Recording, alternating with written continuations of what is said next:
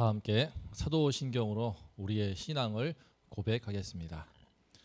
전능하사 천지를 만드신 하나님 아버지를 내가 믿사오며 그 외아들 우리 주 예수 그리스도를 믿사오니 이는 성령으로 잉태하사 동정녀 마리아에게 나시고 본디오 빌라도에게 고난을 받으사 십자가에 못 박혀 죽으시고 장사한 지 사흘 만에 죽은 자 가운데서 다시 살아나시며 하늘에 오르사 전능하신 하나님 우편에 앉아 계시다가 저리로서 산자와 죽은 자를 심판하러 오시리라.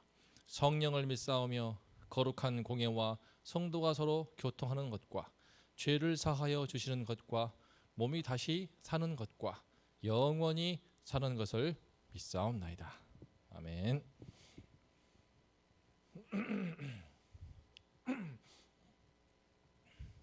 오늘 다 함께 찬송가 341장을 부르심으로 새벽 예배를 하나님께 올리겠습니다.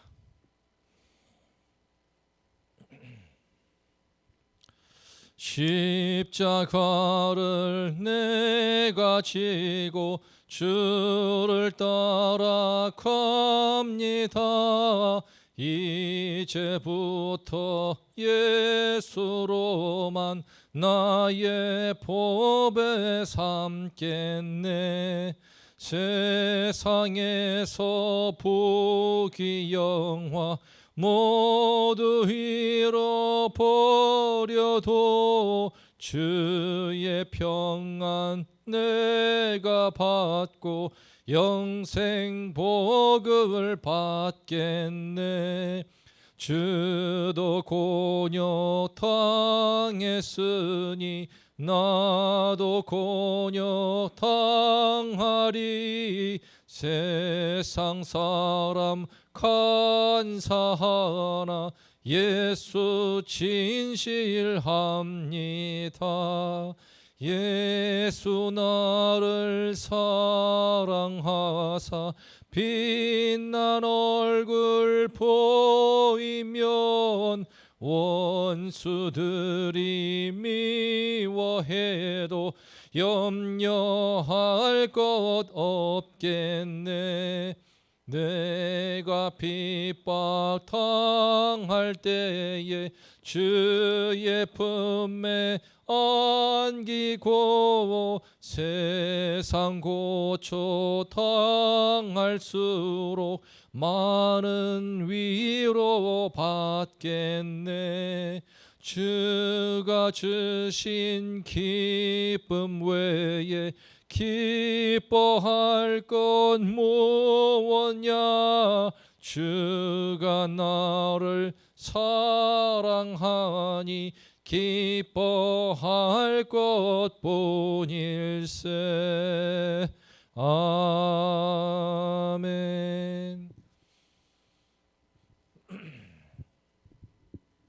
오늘 말씀은 요나서 4장 7절과 8절입니다. 다 함께 4장 7절과 8절을 한 목소리로 봉독하겠습니다. 하나님이 벌레를 예비하사 이튿날 새벽에 그 방동쿨을 갉아먹게 하심에 시드니라.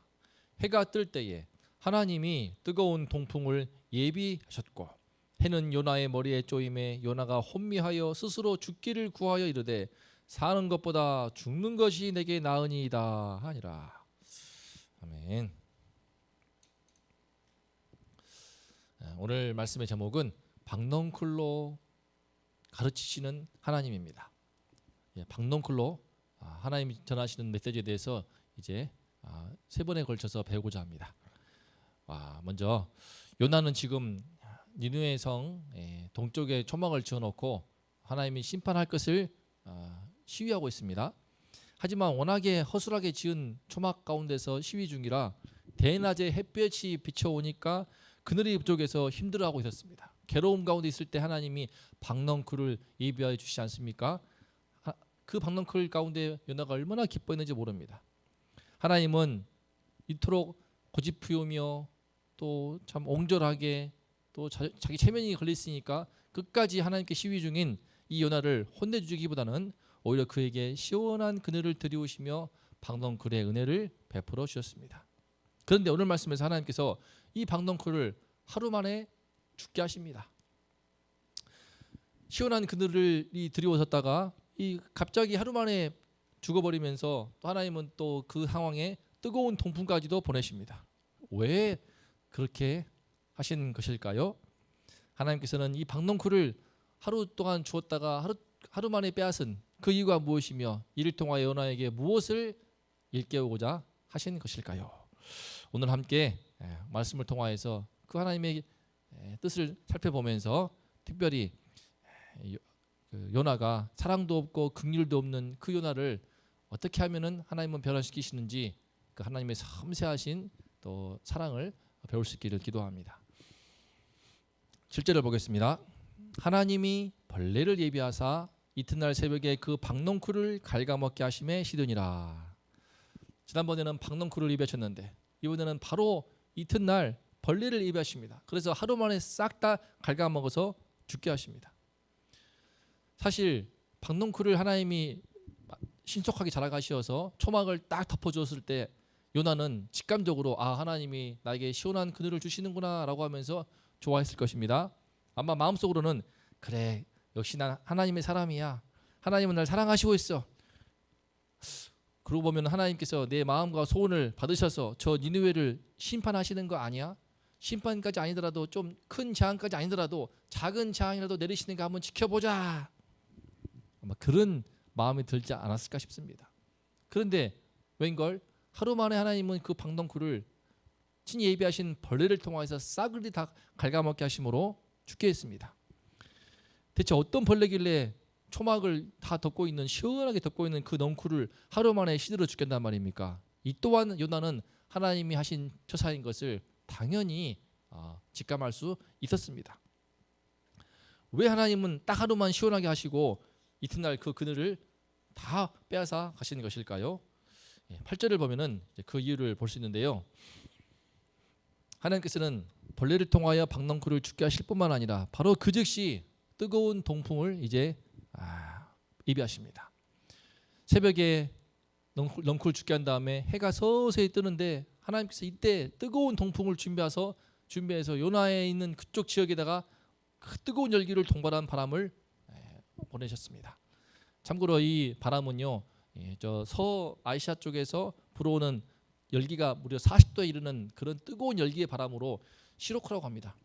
시로크라고 하는 이 뜨거운 바람은 살인적인 열기를 머금고 있는데 하나님이 그 바람을 계속 보내심으로써 이 바람을 오래 쬐면 피부에 있는 수분이 다 증발해 버리고 탈수 현상이 심해져서 열병으로 인하여 죽음에도 이를 수 있다고 합니다.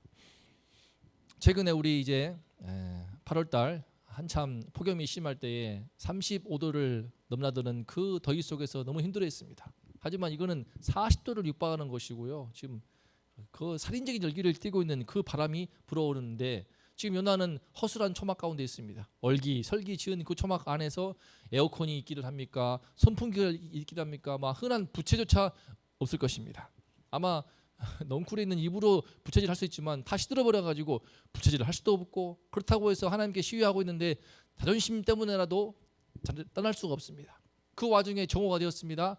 해가 중천에 뜨면서 요나의 머리 위에서 내리 쪼이는데 뜨거운 열기의 바람은 불어오죠. 저 머리 위에 고통스러운 열기 속에 햇볕이 사정없이 내리쬐고 있죠. 정말 사람 죽을 맛이었을 것입니다. 요나는 금세 정신이 혼미해졌습니다. 너무나 힘들고 죽을 것처럼 고통스러워서 그렇다고 이제 와서 존심 때문에라도 이 박차고 나갈 수도 없고 그는 혼미하여 스스로 또 죽기를 구합니다. 사는 것보다 죽는 것이 내게 나으니이다. 지난번에 니느웨 심판치 않을 것이면 차라리 저를 죽이세요. 사는 것보다 죽는 것이 낫습니다. 그러더니 또 반복해서 참 이 버릇을 보이고 있습니다. 이제 우리는 하나님께서 왜 이렇게 요나에게 괴로움을 주었는가를 이제 엿볼 수 있습니다.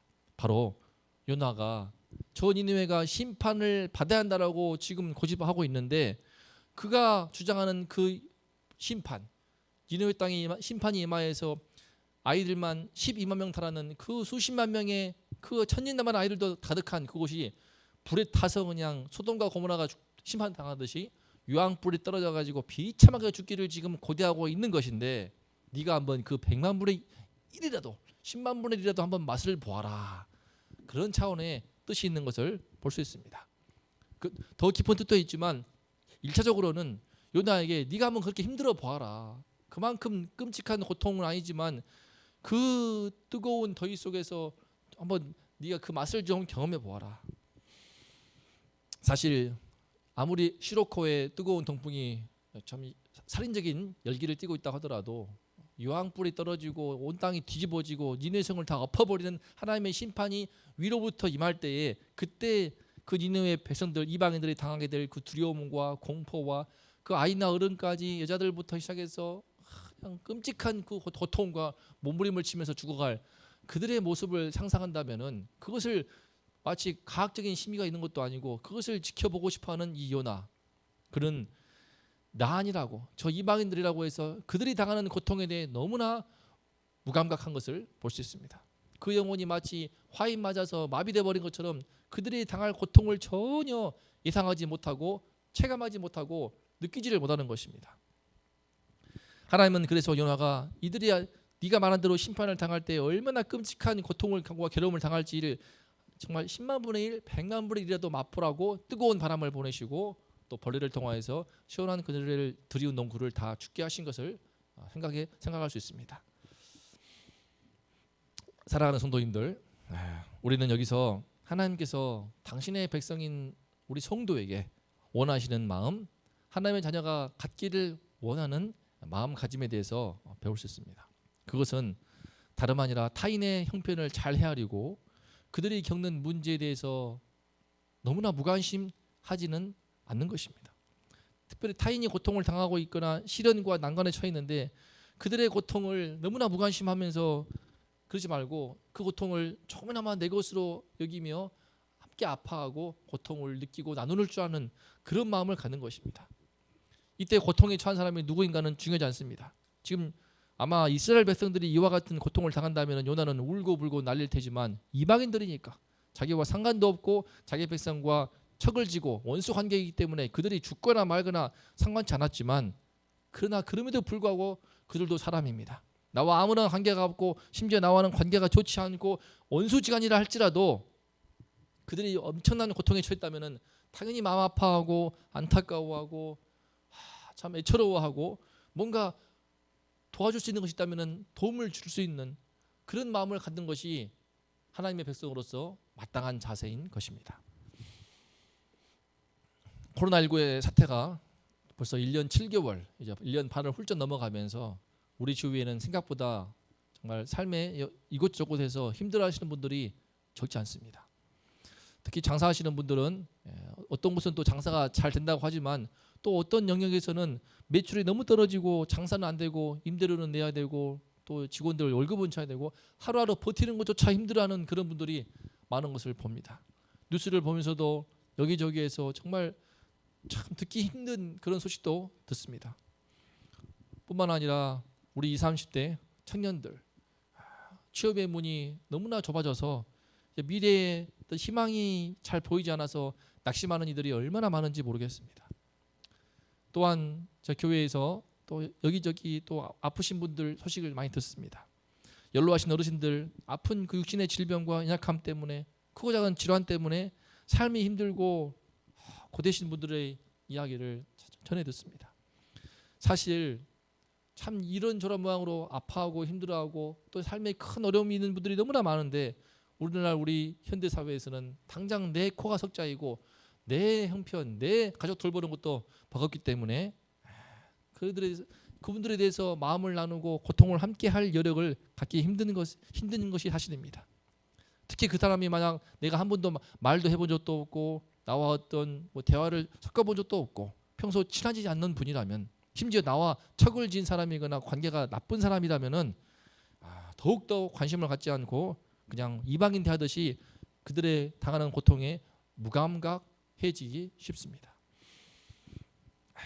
각자 자기 삶에 바쁘기 때문에 자기 형편이 어렵기 때문에 타인의 아픔과 상처, 타인의 고통스러운 삶에 대해서는 그냥 무관심하거나 무감각해버리는 것이 적어도 마음이 그나마 덜 불편하고 양심이 덜 불편하기 때문일 것입니다.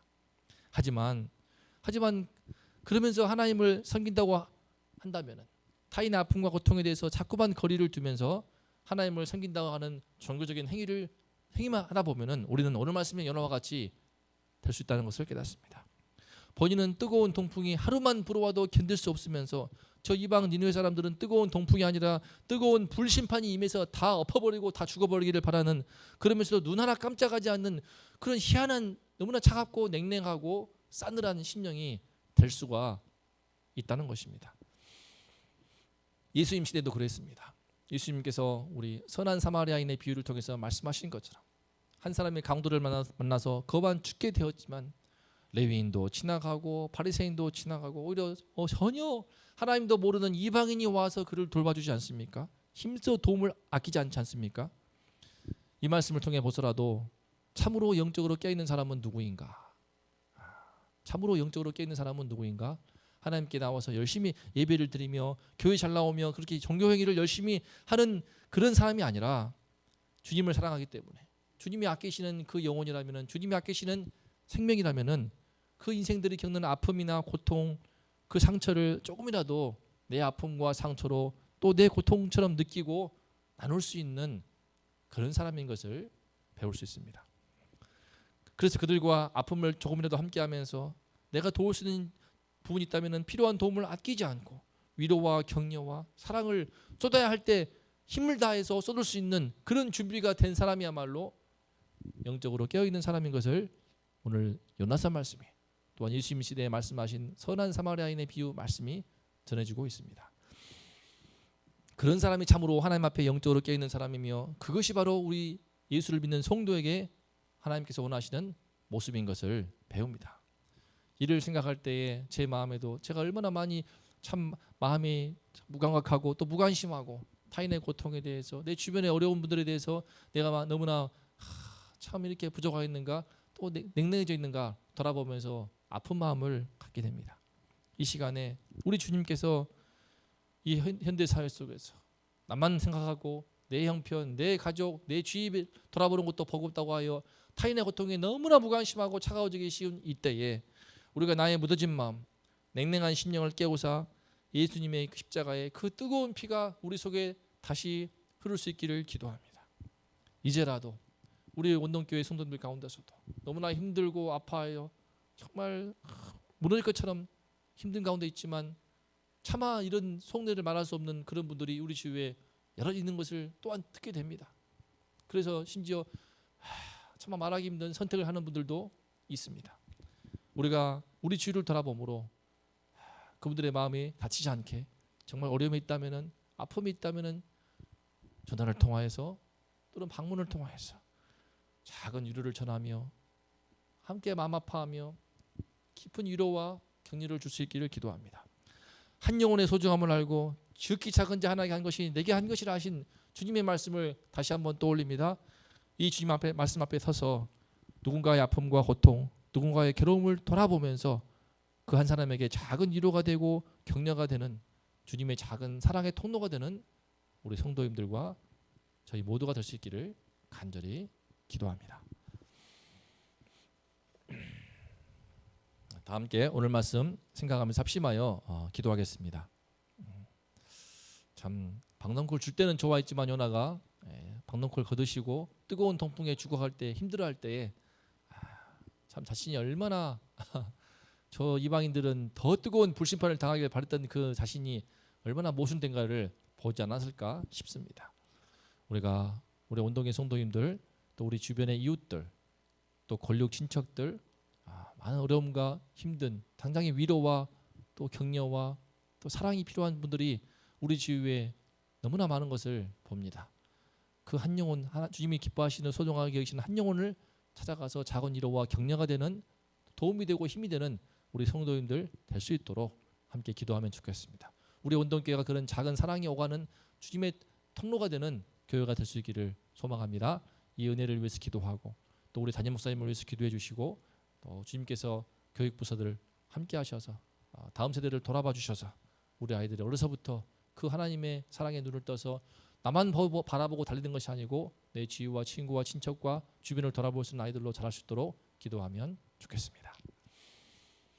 하나님 아버지, 주님, 요나 본인은 뜨거운 동풍에 잠시만 쐬어도 죽을 것처럼 힘들어하면서 저 이방인들은 뜨거운 동풍보다 더 뜨거운 불심판을 당하여서 다 심판당하여 죽어버리기를 원했던 그 끔찍한 황폐한 내면을 갖고 있었습니다. 하나님 아버지, 이 요나를 통해서 우리는 그렇지 않은지 돌아보게 됩니다.